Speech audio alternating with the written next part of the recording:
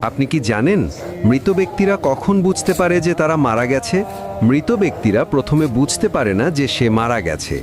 মৃত ব্যক্তির মৃত্যুর পরে আত্মীয় স্বজনের কান্নাকাটি, গোসল দেওয়া, কাফন পরানো, এমনকি কবর দেওয়ার আগ পর্যন্ত সে মনে করে মৃত্যুর স্বপ্ন দেখতেছে।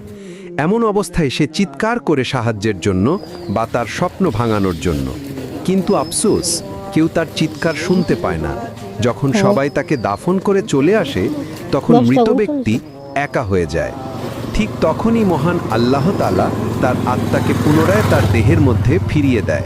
প্রথমে মৃত ব্যক্তি এটি ভেবে নেয় যে হয়তো তার খারাপ স্বপ্ন শেষ হয়ে গেছে এবং সে ঘুম থেকে জেগে উঠেছে।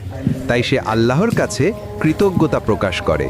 এরপর সে তার শরীর স্পর্শ করতে থাকে, যা কিনা সবেমাত্র দাফন করা হয়েছে। তখন সে বলতে থাকে, আমার শার্ট কোথায়, আমার প্যান্ট কোথায়?